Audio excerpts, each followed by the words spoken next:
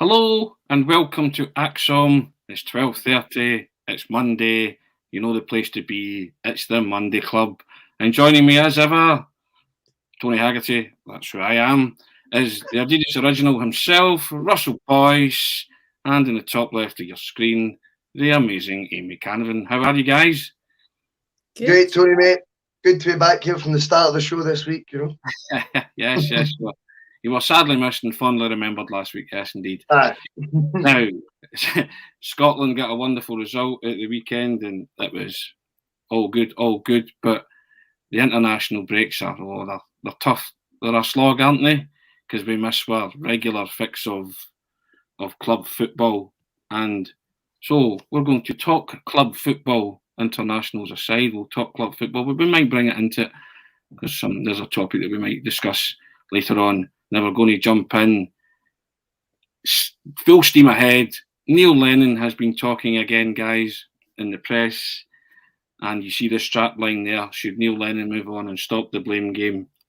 Now, he said at the weekend that he was blaming others again for last season's failures. He said he could smell that the players were unfit, and that they wouldn't. Some of them wouldn't play with him, play for him with injuries. All feeds into this phrase, lost the dressing room et al. And then he also said that he's an affinity with Israel because he'd done a lot of deals with the Israeli agent Dudu Dahan, brought a few players. People were saying that's just him touting himself for a job anywhere. Russell, do you think it is time that Neil Lennon just sort of backed away from the cookie jar of Celtic, so to speak, and just sort of let bygones be bygones? And because the more you hear and the more you read, people are saying that he's tarnishing any legacy that he had. Do you buy into that? Do you subscribe to that theory? I think there's two sides to it. I think when he's asked questions, he's got an obligation to answer them in any way, any way that he's got the first-hand experience.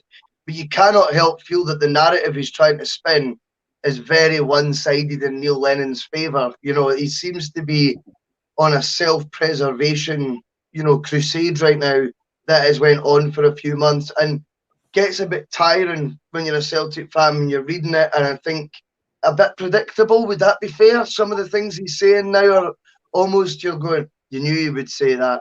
I suppose if he's going to continue to be asked questions on his time at Celtic, then he's got to answer them. But I also think he completely deflects what the reality of the situation was at Celtic. And, it's his job as the manager to get players fit and get players playing for him. That is one of his, one of his responsibilities as the Celtic boss is to do that. So I don't really share much sympathy with that. When he had a fair crack at it, it didn't work out. I don't believe it's poor little Neil Lennon. As for the affinity with Israel stuff, I think the thing that disappoints me with that is you can't help. Neil Lennon's a smart man, and there's a bit of that is deliberately alienating himself even further from what he knows is a huge percentage of the Celtic support that have, they'll wave a Palestine flag at the ground and things like that. And obviously Celtic's been very proactive with that with sort of tifos and stuff. And I'm not really in the politics and that of the world, but I also think he'd have been acutely aware that would have ruffled some feathers in the Celtic support and still proceeded to do it. John Cregan comes in and says, walk away, Neil. It's now history and you failed. I've been watching your facial expressions there, Amy. You're going to come with me at something. You're going to pitch me a low ball here, aren't you? What's your thoughts? It's just time to step away now, isn't it? I understand what Russell's saying. If you're asked the question, he's got every entitlement to answer it. But sometimes just saying nothing speaks higher volumes. I think a while ago there was an article in the Celtic Way. I think it was by Old Firm Facts, and it was almost like, can Neil Lennon take a leaf out of Alan McCoy's book? And it's kind of going by that when post Ibrox for McCoy, they just kind of went under the radar a little bit, was a little bit quiet, didn't really ruffle too many feathers, and then got his way back into commentary and punditry and all of that. But he went quiet and he stooped quite low. Lennon needs to take a leaf out of that book, and that's kind of just emulating what that article is. Because does any Celtic fan really want to hear what Lennon says right now? I'll be honest, I don't, and I don't know many that would. And the comments that he's coming out, Russell's spot on, that it is just so predictable. You know, he's coming out and saying, oh, I could smell that in the pre-season that the players weren't fit, and that guys like Scott Brown and Callum McGregor, true professionals, are getting dragged down by other players, obviously not naming these other players, but why couldn't he get a tune out with these players then? They were his players, it's his situation. And I know he's liking to play the COVID card, because again, he also said, you know, like Juve didn't win the title, PSG and Liverpool and all of that, but don't focus on others. You just have to focus on yourself. And he was in a prime position, and I'm not saying he can just employ people willy-nilly, but you know, if the fitness isn't there, demand that the club get somebody in, you know, get a sprinting coach in, or get a nutritionist in, anything that you think as the manager that you should be forward thinking enough to think if these guys could make an influence in a historic season. You know, if he had such a great relationship with the club and the officials that he says that he does, then, you know, surely maybe we'd have got that leeway. But to now play the blame game, or to continue to play the blame game, it's just prime Neil Lennon right now. Old Highland Paddy making a bold statement here. He says, can Lennon just stop talking to the press about Celtic now, as most of us just want to move on and try to forget he was a player and manager at Celtic? I don't subscribe to the second part of that, but I subscribe to the first part, Russell. Move on and just stop talking about what happened last year at Celtic. I'm firmly in Jim Hall's camp with that. We move on. But I don't think, you can forget about his time as a player and a manager at Celtic. I think that's a bit harsh. Shall we say that? Yeah, I think as well, though, for people like Highland Paddy not to be thinking that it would be in Neil Lennon's interest to do what Highland Paddy advised at the start. If he takes a step away, Highland Paddy may come round in a few years to go, do you know what? We did have some good times in that first spell when Lennon was there. We did have some great memories of him as a player, some, you know, iconic memories, you know, that you can look back on fondly in isolation from, you know, whatever, you know, that second spell in charge was, which, let's be honest, isn't something that anyone's fond to remember or anything like that. But yeah, I think with the McCoist thing, I kind of get what he meant. McCoist did seem to come away for TV duties for like a year. The only caveat to that I would say is I think McCoist was well aware, you know, that the horse had bolted and he wasn't going to be a manager again, right? And it's just because it was in the article. Yeah, it's just the article, obviously. Yeah. And I think Lennon's got crazy ambitions still, but I probably still thinks he could be going straight to the EPL. You know, I generally think he think there's a chance of that sort of thing. So I think he's in a position where he's got to be touting himself more for jobs, and he's got to be in the public eye more because he's still got probably less of a realisation than McCoist did that his career in management was over. Although for me, if Neil Lennon is wanting to pursue his managerial career, then I don't think it'll be the level he thinks it will be at. Yeah. David Crines comes in. What did Lennon do about players who were fit and refused to play? Nothing. It was his fault. Why did the fit players not want to play for him? That is the bigger question. But the thing is, well, that's it, and it's not the first time that this has happened, you know. And the comments, there'll be a few comments coming in, I'm sure.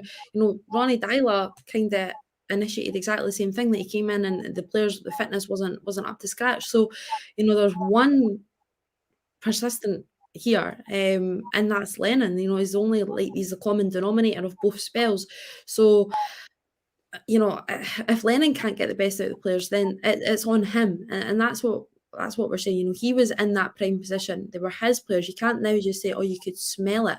Well, do something about it then. Yeah. I think we'll do what bold Highland Paddy says, and we'll move on. Yeah, okay. Well, one more comment as flicked up by the boss man. I've no interest in Lennon. Well, there you go. His time at the club is over. Move on, folks. I think that's a wise juncture to step off this train. Russell, don't you think? Agreed, Tony. Agreed. What's up next, my man? Well, I'll tell you what's up next. Roger Mitchell. Remember Roger Mitchell? Yeah. Yes. Yeah. Well, he had an article in the Celtic Way, funnily enough, and he was talking about ownership of Celtic.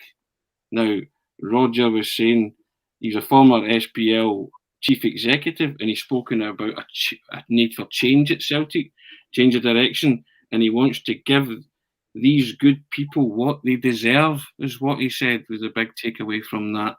And he was saying, so we're asking, are we seeing the roots of revolution at Celtic? Would Roger Mitchell be someone that you'd like to see involved in that, Russell, if it comes to fruition? Do we need fresh ideas at the club? I think it's a very interesting name that he seems to appear, whether it's been like a controversial tweet he's put up or something like that, every sort of few years sporadically you see his name crop up. I remember him from like the SPFL. I always remember like the SPL TV thing that I think he was sort of his brainchild, I think. So I think when I look back to that, he obviously had innovative ideas. And the one good thing was, you know, the SPL, when he was in charge of it, was going on an upward trajectory. No two ways about it. I think when he was in charge, Aberdeen had spent £1 million on a player. I think about, forgive us, Paul Bernard? Paul Bernard, I think it was, yeah. Mm-hmm. A £1 million player. You've seen Hibs bringing in the likes of Frank Soze when Mitchell was at the SPL. So whatever it was being sold or whatever its reputation was to players across, you know, the UK and further wide, you know, you're thinking like it was drawing in names, albeit I know that is balanced out with the wages being paid were perhaps unsustainable by clubs. But I do think he had some sort of forward-thinking attitude. I think he was definitely an innovative sort of person. Not everything can work out. We all know that the SPL TV deal actually ended up being, it got gazumped, didn't it? Well, it ended up being a fraction, didn't it? Because I think Roger was involved in, you know, scuppering the Sky deal, wasn't it, at the time? And our boss man spoke to us off air before we came on, and he said Richard Keys did a very good article, and he was blaming Roger Mitchell for the, you know, the Sky deal being eventually lowballed when they had a huge deal in the offing. Amy, is Roger Mitchell someone you would welcome with open arms around Celtic, or do you think he's maybe somebody who you can bring to the table because he's a man with ideas, or should he stay ensconced in Lake Como, which is a wonderful part of the world? You know what I mean? Well, I know him best just through Twitter and those sporadic tweets that that Russell refers to. That's kind of my knowledge on him. I think he was just like, I think I was just too young at the time that obviously he was in the SPL. He would definitely give this current board a scare. There's no denying that. And, you know, the question that's hidden right now, you know, do we need change at the top? I think that's what it is. Well, I think that's pretty obvious. And if he's the completely different avenue to go down, then you can't say that it's not a change because it's going to be completely different to what it is right now. It's I think it's a crazy one the last few days. I don't think many people would expect him to come out and say what he said. And if I would want him to be in the man, I'm not 100% sure, to be honest, but there is a need for change for sure. And if it is to be Roger Mitchell, then, like I say, it's that totally different avenue. Celtic desperately need new ownership. Dermot Desmond's way past his sell-by date, says Jonathan Brown. I tell you what Roger has been, Russell, he's been very vociferous in his support for Celtic, which maybe a lot of people didn't know about him when he was the SPL chief executive. You know, so that's maybe the mindset might change. As you were talking about there, Highland Paddy with Neil Lennon, you can, if he stops talking, then maybe later on down the line, you'll reflect back on him, you know, well. You know, so the same thing could be now said of Roger Mitchell. People might have had their opinion of him then, but now hearing his public utterances, seeing his tweets as Amy on social media, they might think this guy might have something to bring to the table. Well, it always helps if you are actually a Celtic fan. I think definitely that's one way to get the supporters on side, and he has been consistently sort of reminding us, you know, of where his allegiance lies on the old Twitter sphere. But he's always raised quite interesting points. I wish I could think of some off, you know, to hand, but he always does kind of catch your attention when he does a sort of detailed tweet or a thread. You tend to read it. So I suppose that gives him a wee bit of, you know, kudos there, definitely. That he does catch your attention. He clearly knows how football operates. He knows how football works. As long as he's not sat still for the last 20 years and still very much would need to have his finger on the pulse, as the evolution of football, I think, has changed. I think it's been even speedier than what it has, you know, in the last decade than what it was at the time Roger was involved in such a high-profile position. I find football's changed drastically in the last decade. So it would need to be something that he still has his finger very much on the pulse of, as I say, as opposed to a sort of fleeting interest in, because when something moves at such a rate of knots all the time and evolves at such a rate of knots, it can be very easy to be left behind. ask the topic of our first conversation all about it. Now Liam Connell comes in and says, question is, who's going to have the finance to pay out Desmond shares out of Celtic? Amy, as I said, the takeaway from Rodgers' kind of spiel in his article was, give these good people what they deserve. Now that's an appeal to the emotional hearts of minds of Celtic supporters, if ever there was one, wasn't it? Because your intrigue is obviously there now. You want to say, well, tell us more. What's your plans? What would your approach be? What do you think needs to happen?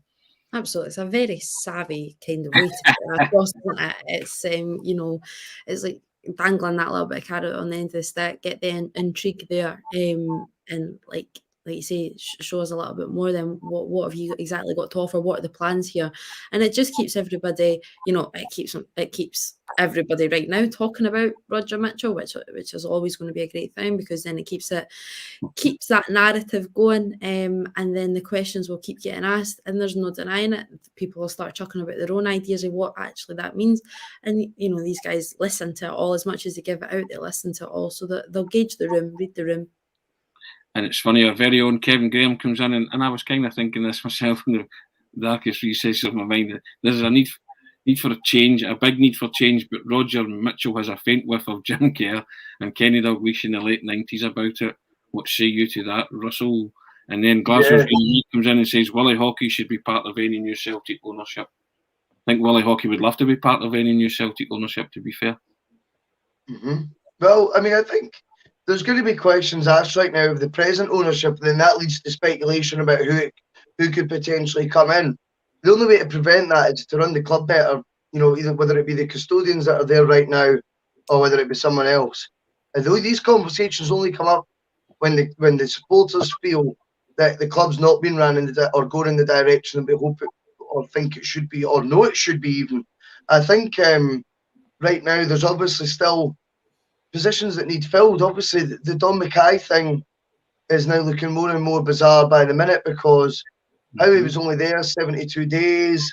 How have we not even been remotely linked with a replacement for him of any kind? I think it was only they've just put in the guy that from within the club there, and then there's obviously got to be a space now at the club for someone else to come in. They can't just keep reshuffling the pack of what they've got when it's not working. So I find all that a wee bit strange. I'm not meaning a like-for-like replacement for Don Mackay, but surely there's still a space now where it's been filled. The role's now been filled.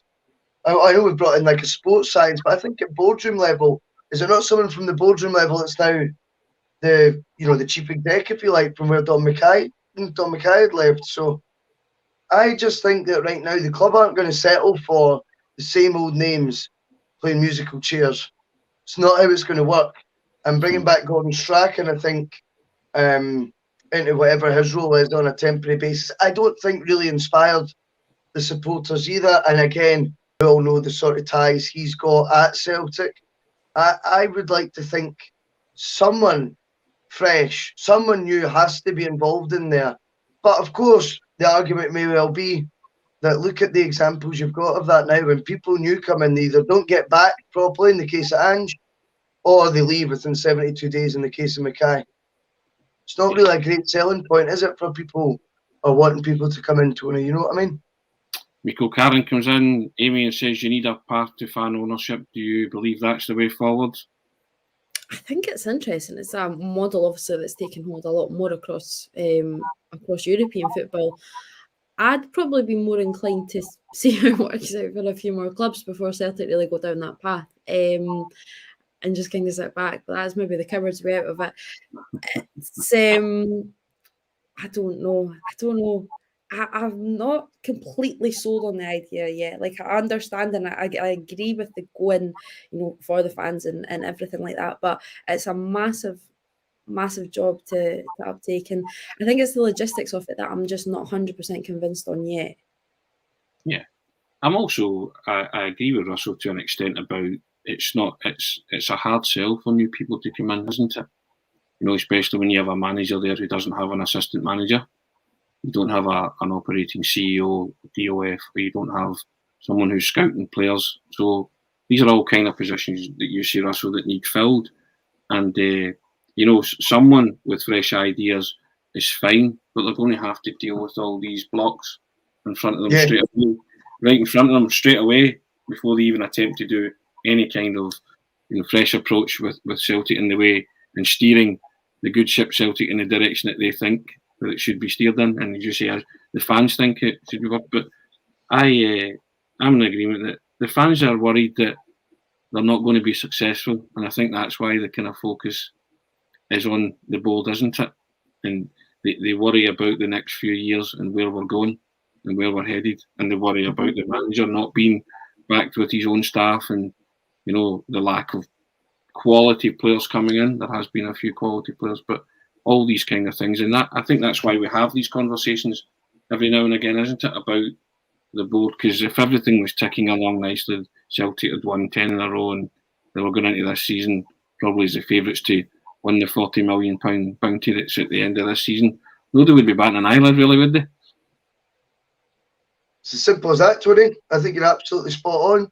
I think, obviously fans can be fickle that way. I think it's easy to criticise when things aren't going well, and then it's easy to, just take your eye off the ball when things are going well, as opposed to holding it to the same levels of scrutiny. But unfortunately, that's just the way football fans work. And right now, as you rightfully say, we're going into a season, Tony.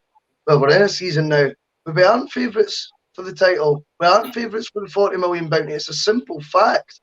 And the people at the top, considering the advantage they've had over the last decade, for it to get to this stage is actually shocking. Now, think about it as well. In those 10 years that we had dominance, there never was a 40 million guaranteed bounty. Yeah. The one time it is, the irony would be your neighbours who need the cash come and take it and win their second title in a row. I mean, to me, there's got to be eyes on the top level at Celtic for that, and therefore, as I say, I'll come back to it, albeit Roger Mitchell might be of the ilk of Jim Kerr and things like that, but I mean, names like Roger Mitchell will come up, because what the real question is are we happy with who's running the club right now?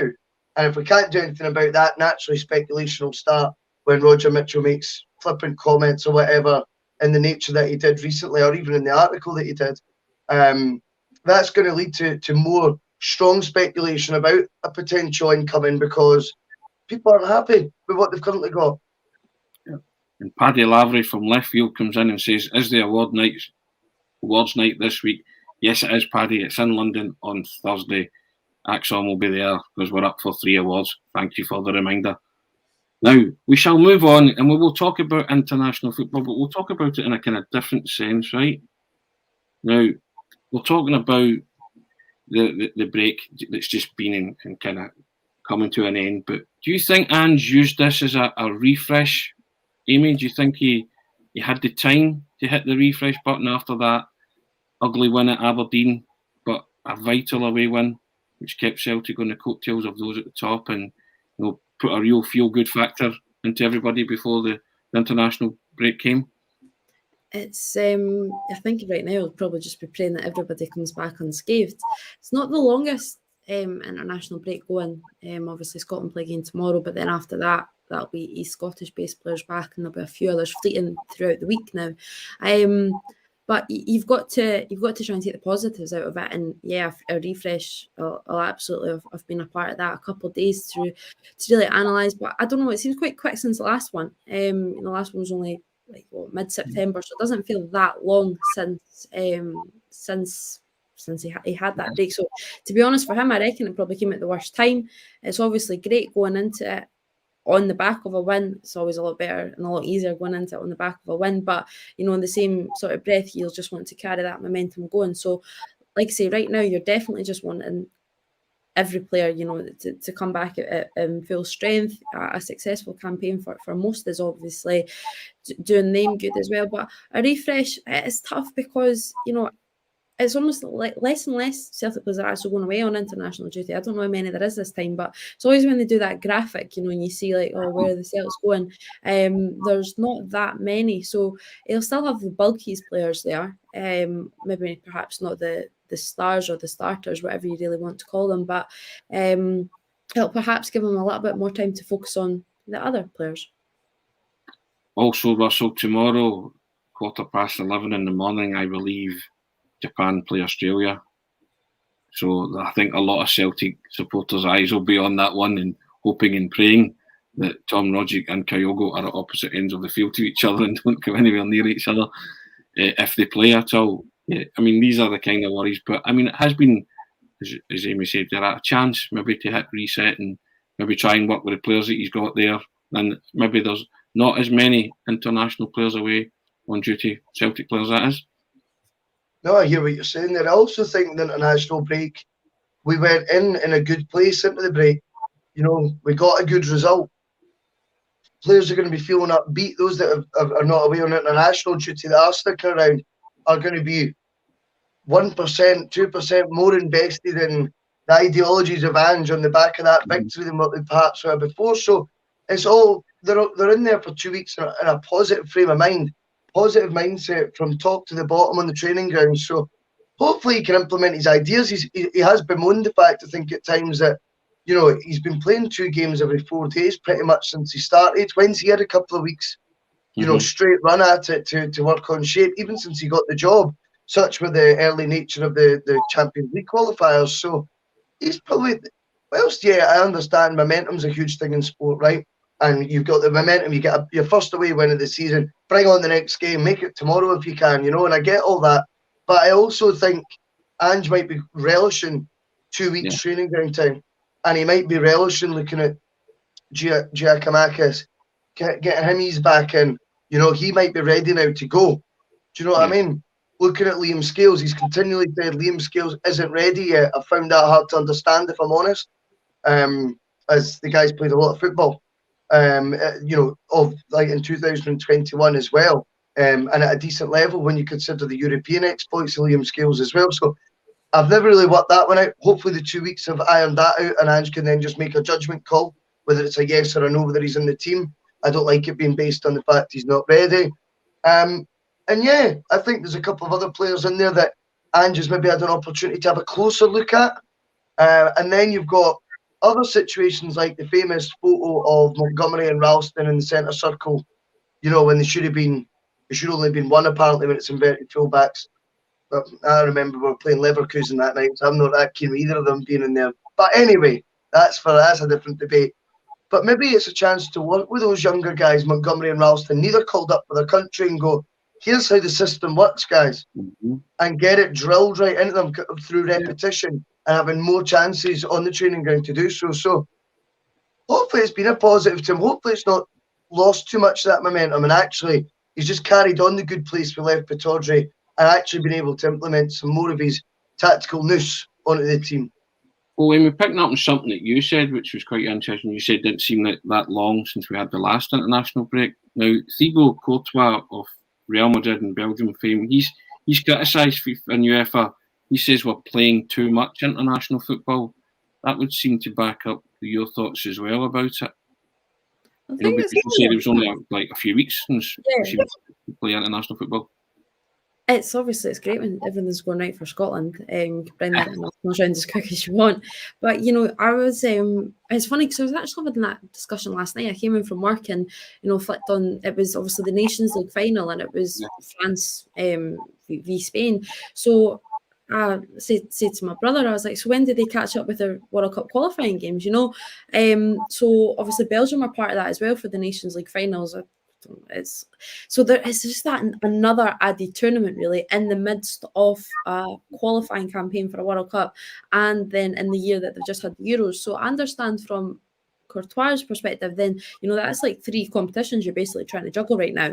And when it's at the top of the Nations League, it's obviously for Scotland, the Nations League is, and I'm just taking it from a Scottish or an Irish perspective, then it's just another avenue really to try and secure playoff positions for Euros, World Cups. That's basically it, because you're never going to work your way up to A1 or whatever it is.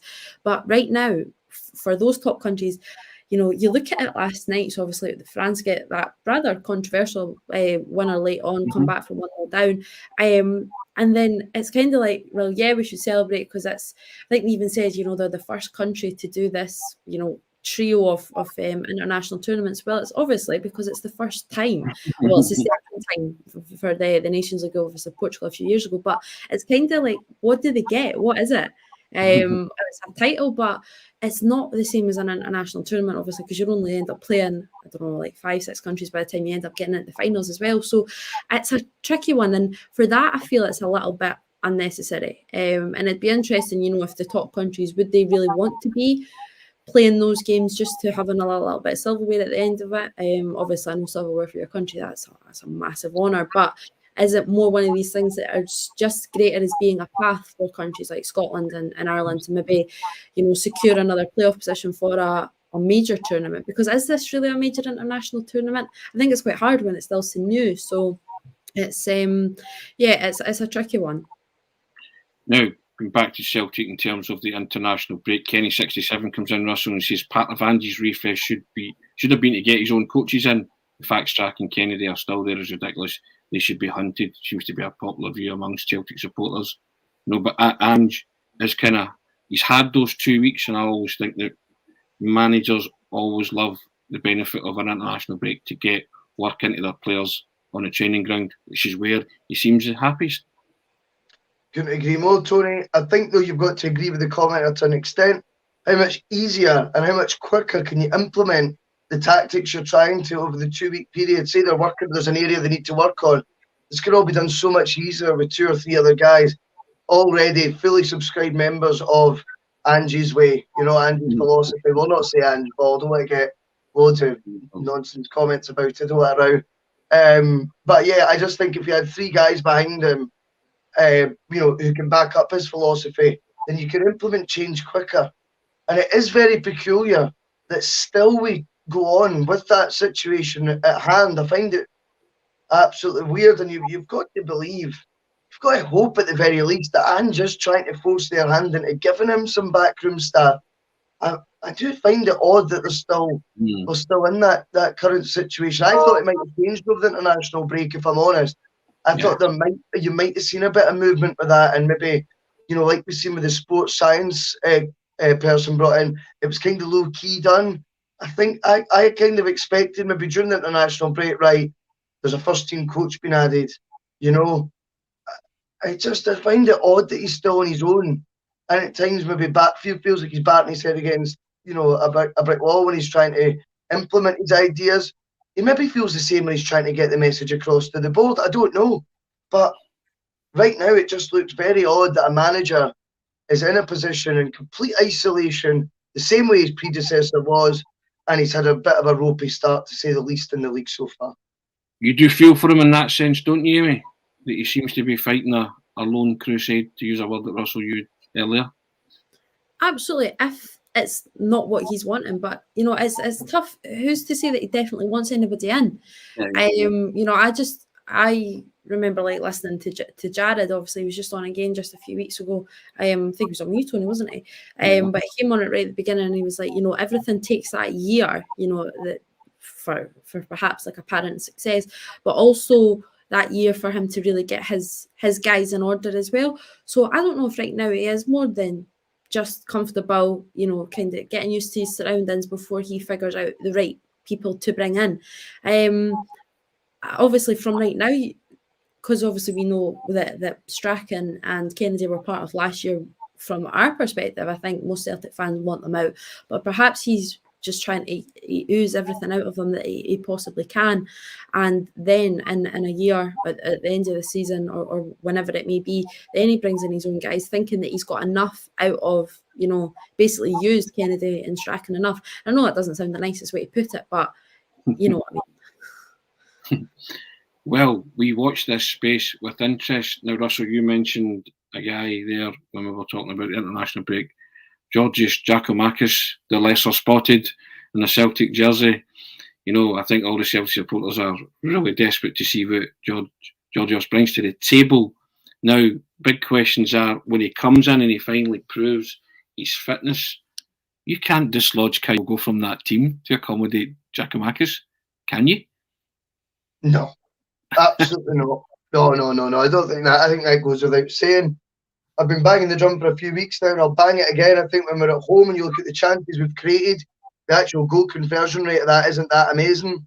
terms of how many chances we created. I think it was 108 shots in 3 games at one point we'd done, which I think, by the way, completely taints the old XG argument as well. When you take those 3 matches out, how many chances, have we been creating? But anyway, that's a different story. I would like to think that if we can create, for example, like we did, I think it was Dundee, 36 shots. I would like to think we would score more with 2 up top. I believe that firmly. It might actually be that you create a few less chances, but you're converting more of them because you've got 2 forwards in the park. Quite clearly, if we're creating in some of our home games as many as 36 shots, we have a wealth of creativity on the park, that can do that. Minus one of them, put on someone else with an eye for goal, and it might actually be more ruthless wins that you see. I'm not against Giacomakis playing a starting role for Celtic, but it'd be with Kyogo, not instead of him. I think what Kyogo brings to the party is just, it's just immense in terms of not just his goals, his movement, his work rate, and of course what he brings with the press as well, because when he presses, Celtic press properly. When he wasn't there, Celtic didn't look like they knew, to me, how to press properly.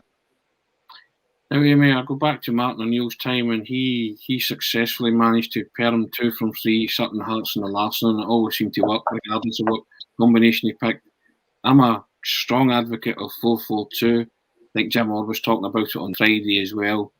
Play the 2 of them at centre forward and get your wide men to supply 2 centre forwards with the ball.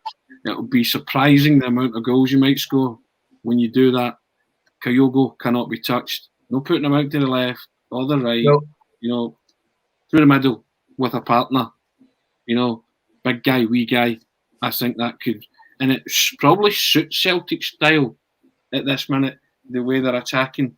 I don't know your thoughts, and I don't want to put words in your mouth, but that's the way I see it moving forward. If Giacomakis can prove he's fully fit. It's kind of what we've alluded to over the last few weeks. It's that other option, really. To be able to then switch things up and have the 2 of them. It's interesting because who do you drop if you wanted to go to a 4-4-2, Tony? Who would you be dropping? That's the big question. I'll leave that to the manager because I would get stick probably for saying whatever, but telling him what to do. These are the questions a manager can make.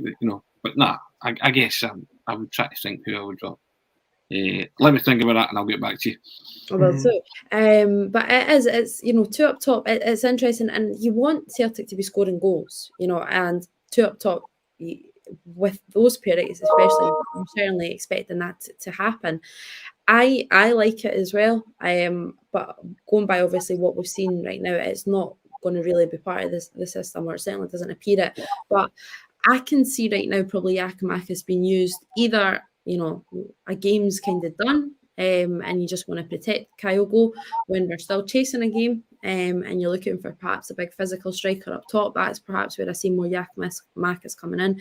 But the other thing is, Celtic, they're going to go into this winter period, when have to start entering cup competitions as well now, that the calendar's going to get very, very busy. So as much as you want your best players to be playing all the time, and we do, and I know the players themselves want to play all the time, but sometimes you've got to be that little bit wise, and you've got to protect your own players as well. So Kyogo's so important. You look at the last 4 weeks or whatever that we had without him, and it was scary. So you're thinking in those games, it's rotation, and that's when I see Giacomakis coming in. But there's no way that if Kyogo does play with Giacomakis that it has to sacrifice Kyogo going out to the wide. That is something I never want to see again. But so the 2 up top, I'd definitely like to see it. Yeah, F and JC comes in. I got that right this time. Don't know what I was trying to say the last time, but Russell corrected me on that. I can only see Giacomakis getting used when we need to chase a game, going direct. He's talking about going direct, Russell. Do you see that yourself?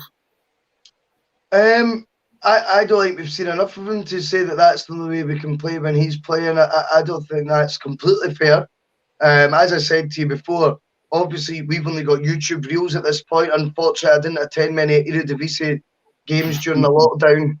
You know what I mean? Last season, so I've not seen 90 minutes of GG yet. But what I did like from the YouTube Reel was there seemed to be a complete variety in the type of goals he scored. Yep. So if he's got variety in the types of goals he scores, some used deft skill, some used physical power, some had striker's instinct. Now, of course, I know it's a highlights reel, and that doesn't mean what he's done through the 90 minutes. But I would like to think they're transferable skills to the rest of the play on the pitch, and therefore he may well be a striker that can get in behind. Because some of his goals, he was in behind defences and one-on-one situations. Other goals might be where we've went long and he's actually done the hold-up work for little Kyogo, who's done a run-off from him. That's fantastic, but I'd be loath to label him with just sort of, one style of play will suit him just quite yet. I think we might be pleasantly surprised with the bag of tricks that Giacomakis comes with. I think he might be able to alter his play depending on what the situation and what the manager's instructions are. I think the three of us and all the Celtic supporters are agreed, though. We just want to see him, don't we? We just want to see what he brings to the table, Amy, don't we? Absolutely. That's what you sign a guy for. You want to see it. As Russell says, you can watch all the YouTube reels, the Twitter reels as much as you want, but until you see him in Celtic flesh, or see him in the flesh in a Celtic shirt, that's where not the judgment, but that's where you start to get an idea of exactly what kind of player you've got on your hands. Now, another player that divides opinion amongst the Celtic supporters is Neil Beaton, and he did pretty well against Aberdeen up until they got taken off and he lost the header, or Lewis Ferguson managed to lose him in the box and score a header for equaliser. But, I mean, people were saying that he played very well for Israel against Scotland. Again, that's a proffered opinion. But do you think he can fit into this Ange team as a number 6? Or do you think his time has come and gone at Celtic, Russell? I personally don't see him becoming anything more than what he currently is at Celtic. And I think that wouldn't surprise me if that goes on for another season or two. I still think it wouldn't. I think he's probably not on the biggest wage in the world at Celtic. I don't think it'd be shockingly bad either. But I don't think it'll be crazy out with our parameters to be paying for someone as an able backup. But please let that be as a backup holding midfielder and not as a centre back. I know he played centre back for Israel again. Scotland scored 3 goals, and yet he apparently played not too badly. Yeah, that's what I couldn't get in my head, So. You know what I mean? And I think that's the thing. Beaton doesn't. You're judging him at a different standard other defenders, because deep down you think he's not really a defender. So you go, he did all right there, but really, I don't think he's held the same standard as Starfelt, for example, has been so far this season. In terms of the midfield role, we're going to need him between now and January at the very least. That's the very least. I still think if we bring in a reinforcement into the midfield in January, that Neil Beaton will still be sort of around the place as someone to, make. I think what he showed at Pittodrie is, okay, it was a start that he did, and perhaps he faded after the hour mark, and that's why he was taken off. But he's not started many games, so fair enough. Certainly not in midfield. But I think the other way around, you look at Neil Beaton coming on for the last 20, 30 minutes. If he can snap out his silly petulance at times that he's shown in the last couple of years, in big moments, if you think you can get that out of him, then what he brings to the team is that balance, that stability, and could help Celtic see out games, which, as we know, has been a cause for concern at times so far this season. So, I think Neil Beaton's future at Celtic is relatively safe for now, but it won't be, Tony, for me as a first 11, regular. Just a bit part player. Strangelove the doctor comes in, Amy. Beaton's passing is his best attribute, and then says he plays some scary balls against Scotland. You're nodding your head in agreement and smiling. Brian Murphy, Beaton's a good squad player. I think we're all kind of singing from the same hymn sheet there, aren't we? That he's okay, and he's maybe got a bit part. He's a bit part player for Celtic moving forward. Yeah, I think it's interesting, on the back of the Scotland game to say like he played well or whatever exactly the words were. I was quite frustrated, kind of going back to that original comment, that why weren't Scotland players, pressing on him when he was in possession of the ball. I wanted Adams and Dykes to really be right on top of him, because passing is supposed to be the quality, but it was a bit wayward. So while he's in the defence and getting further and further back and pushing himself back further to his own goal. That's where I'd have wanted, Scotland to actually capitalise on that, and they didn't. So I think it's a bit weird to say that he probably played quite well. I don't think he was really put under that much pressure. But no, at best he's a squad player. Obviously, I don't think anybody is really thinking that a way to go forward with Celtic is to be having near beat on, if in the starting 11 or one of the first substitutes that you want to be making. That's not really where we're at, and it's certainly not a sign of progression. I don't think. I think sometimes he's maybe came under a little bit too much flack, but other times it's been more than warranted. And there's been times where his spells outside the side has been totally and utterly merited as well. So he's a very, very hot and cold player. He's a frustrating player as well, because you think, he's got that lethal pass on him or something like that, and he can go a few games, then he always seems to get like a red card, and then that sort of changes the narrative. So I think at best he really is a squad player, but I don't want to be seeing him in the starting 11 anytime soon. What brings you to the bigger picture then, Russell, about transfers and how successful we have been, and where are the areas that we need to strengthen come January? So I mean, that's the big question, isn't it? What does Ange need to add to the squad in January? It's interesting because once the squad's all fully fit, it's not as weak as what I think is made out at times. I think he's got competition for places if we go right through the team. Although Joe Hart's maybe the only one that you would say is a guaranteed starter, as well as Kyogo up top. But we've got competition now for Kyogo's place in the form of Giacomakis, more so than perhaps Ajeti's going to push him. Out wide we've got options now. I think maybe another winger, though, you would still look to bring in. Centre midfield area, James McCarthy's not had a run yet.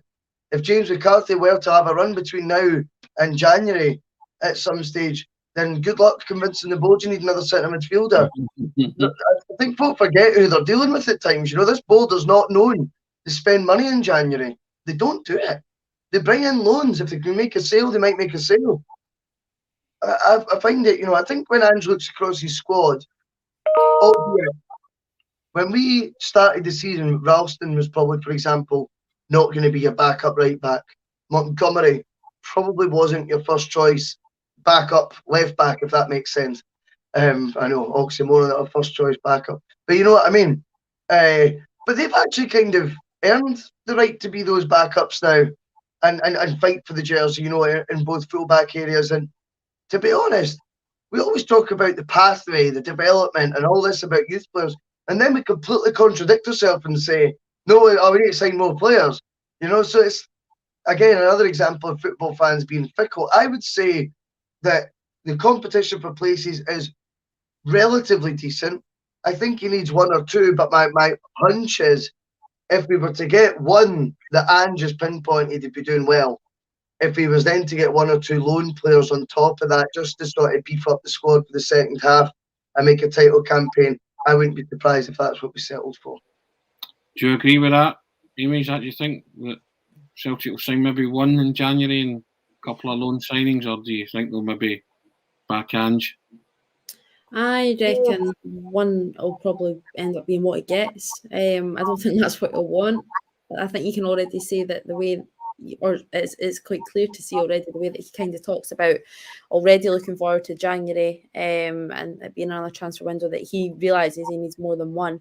I think you're probably looking at 3 or 4, kind of in each section, pretty much off the squad, in all honesty, except for the goalkeeper position. But again, it's whoever he pinpoints, and whoever he gets is a totally different ball game. It's a totally different conversation. And as Russell said, it's how much money he actually gets as well. If he's going to be allowed to dip into the Japanese market again, which by all accounts, on you go. If the one shining example is Kyogo, then let this guy do whatever he wants over there. So it's it's 2 very different questions as to who will Ange want and who will Ange get. Yeah, indeed. Now we'll finish with club football returns on Saturday. Yes. Celtic head to Fir Park, another away trip on the back of their last away success at Pittodrie, which put a smile on everybody's face. Amy, will the smile stay in our faces, or will Ange tinker with the lineup and make any surprise changes? And how do you think it will go? I can be optimistic and hope that the smile remains. It's going to be a weird one because is the allocation, has it been decided yet? Like, so the red zone and all, like, obviously that's been taken out now. So is there going to be more Celtic fans? Not too sure about that. I was hoping that there would be. Yeah, like obviously, so the original. Yeah, so there was hope that, you know, even more because of the taking down of the red. But I'm not actually 100% sure. Motherwell. That was my belief that that's what was happening when the red zones come down. You know. So. Yeah. Obviously, it's another one. It's another ground. Obviously, that Celtic, the majority will be Celtic fans. Motherwell are a great club doing great things right now. And you know, obviously there's the food bank running, so I think there's a lot of things on Twitter exactly what they're looking for. Alan Burrows has been tweeting that out, so they're in a very good place right now, and they're playing some decent football actually. But you've got to have the hope that obviously everything comes back this week unscathed and everything goes into it well, and it has to be a venue. You know, it's a tricky venue, tricky pitch. It's one of those small grounds, but it's a 3-1 win, I say. The urban culture 3-1 win essential. There you go. What's your prediction, Amy? Are you going to trump that? We'll go 3-1. I'll go 3-1 as well. Then. Go 3-1 as well. There's also across the strap line that says, "Can Celtic achieve 2 away wins in a row at Firth Park?" Yes. Let's hope so anyway. Yeah, I think, as I said before, you know, I like to praise Ange when he does well, Tony. That's the difference. You know, you don't just try and, you know, sugarcoat every single mistake he makes. You've got to criticise when criticism is due. You've got to praise him when praise is due. For me, I found the Pittodrie win the most satisfying win of Ange's reign so far. Mm-hmm. You know, it was on a par with the AZ victory. I think certainly domestically it was a monkey off the back, as people say, with an away win. We did it in a slightly different style to what we became accustomed to. We changed the personnel in the midfield to adapt to what was needed at Pittodrie, which was key.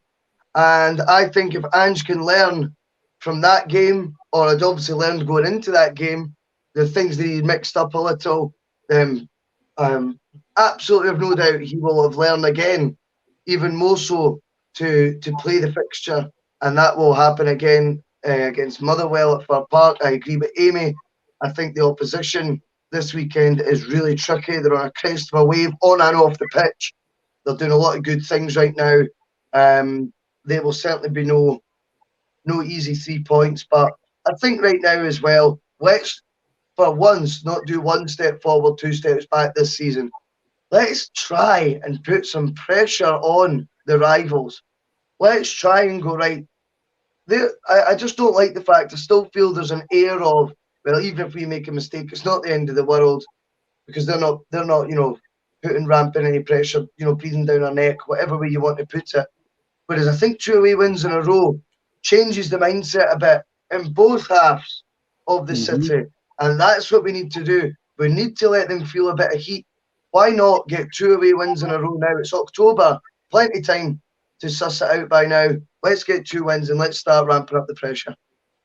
When the club comes in, Amy, and says, "Motherwell will have 2 weeks to prepare and we have 12 players on international duty, hence we need quality and depth." But do you share Russell's optimism that Celtic are more than capable of going to Firth Park and racking up a second away win and starting to apply some title pressure? Yeah, it's going to be a tough game. You know, Motherwell are really strong at home. I think they got beat by Hearts 2-0 before the international break.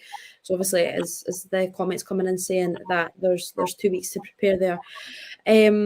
So it's tough because they held Rangers 1-1, didn't they? So yeah, but I think as well they've had a win against Ross County in the midst of that as well. But their home form is okay. It is really okay. And by all accounts, Graham Alexander's doing some really good things there as well.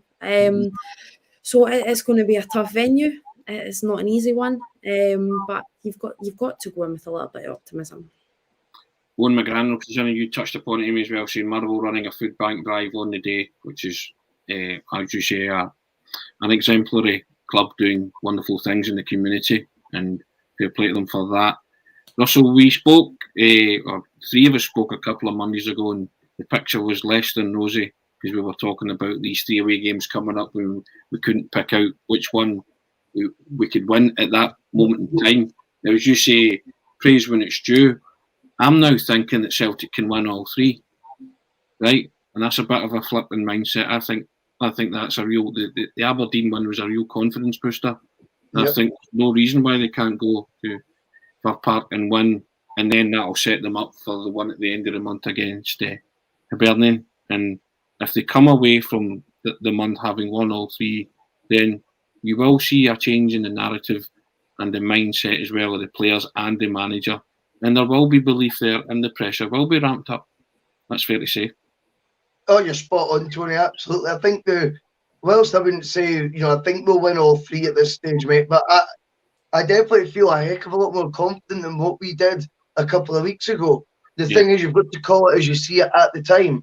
But it's an ever-changing script that we are trying to read on a Monday, and certainly this season more than most, and last season. So, yes, I definitely didn't think I would be sitting on the back of an away win at Pittodrie then predicting that we'll actually go and get 3 points again at Fir Park. That, for me, shows signs that my head's turning to what I'm seeing on the pitch. None more so than the win at Pittodrie, albeit the second half, I felt the home side were the better side for percentages of it. Game management was good. We started the game with the right team. The second half, yes, we had a ropey 25-minute spell, but our quality shone through, and we won, and we dug out 3 points. Dug out being the sort of key terminology that we've not seen enough of this season, and I'm now beginning to think that was potentially a huge turning point this year. A watershed moment in the season, and also as well the substitutes worked, Amy, which had been a previous criticism as well of the manager that the substitutes were ineffective. That was a day when the substitute actually worked and did what he was supposed to do. Tom Logic coming on and having a vital impact in the creation of the winning goal for Celtic. But that's what you want to see, isn't it? Absolutely. And touching in, obviously, like you say, substitutions, because I think one of the players, obviously, that wasn't really hitting with the heights that he's kind of being projected to was probably Abada. So, you look at kind of the whole predicament really of Abada right now, and obviously I think everything really hit the ground running, and everyone's like, wow, look at this 19-year-old kid that we've really got on our hands here. We've got a real proper player on our hands here. And in the last few weeks, everything's just kind of dipped. And then going alongside to that, though, it's kind of married with, him obviously being asked the question, but is kind of already been saying that, look, I kind of want to be playing down south. Liverpool's the dream. And I know it was kind of a joke and jest saying that, Mo Salah doesn't need to worry about me or anything like that right now. But it's already, he's just in the door and he's kind of already going, I think this is, I want to use this as a platform. It's not really great that a young guy comes in right away, I don't think, and he's already kind of admitting, yes, Celtic got a platform. Yeah, we all know we are a platform, but I don't think it's the best that you're looking at your young guys who you've just signed and they're already saying that. I don't know about what you guys think, but I don't think it's the greatest stunt in the world. Russell, your bugbear is Stepping Stone FC, isn't it? Yeah, you've touched upon that many times, and Abada did say it was his dream to play for Liverpool, and he loves You'll Never Walk Alone and all that and stuff. I mean, is that just impetuosity of youth, being asked a question and given a full and frank and honest answer, and not realising the repercussions in terms of the Celtic supporters or where he's earning his club at the minute, Firstly, I agree with what Amy said. I mean, whilst we're all acutely aware that it is probably most of the squad's ambition to play for a Liverpool or an EPL side and get all the riches that come with it and the prestige, saying it's a different thing. I mean, of course, we're not going to like to hear it. 2 sides to it with Abada. I take your point. He's only just turned 20. I think people forget that, and they should maybe remember that when they talk about his form as well. Yeah. I think a guy at 20, hopeless in terms like that, I don't think's really fair. I think if that was a Celtic player coming through at 20 right now, like a youth player, we would be raving about the talent that we had on our hands. So I would urge caution, and go a wee bit easier on Abada with his playing ability. As for the comment, youth, yes, definitely naivety there, 100%. You could say, or flip it, and you are left with. How does he feel comfortable saying that? What was he sold this club? What terms was he sold the club on? What was the pitch that was made to him? And maybe he is just repeating what he was told in a nice fancy office when he signed his £3.5 million transfer. And he is, that is the sort of attitude. Don't worry, you'll not be here long. You'll be gone in a couple of years for a big hefty fee. And he's only repeating a narrative that actually started at Celtic, because to me, Abada's move to Celtic would have been pretty significant to him, considering the club he was coming from. It would be a pretty big move. And I worry that we still are getting players over the line, or at least were, on that basis of, don't worry, you come here, you do well, we sell you on. Only need to look at, and they pull out the reel of examples of players, So yeah, I hope you're right, Tony, on that one, that he was just, naivety of being young, and he said something that he's not really thought through properly and didn't have maybe as much meaning as us football fans want to read into it. My cynical side tells me that is the message from the top. And on that cheery note, we shall end the Monday Club. And remember, if you're watching on YouTube, to subscribe, and you will get notifications when we're going live and all the videos and all the platforms. And you can win a signed and framed Bobby Lennox print this month. Amy Canavan, thank you very much for your contribution. Russell Boyce, as ever, thanks a lot. And thank you all for tuning in and watching. And thanks for your comments as well.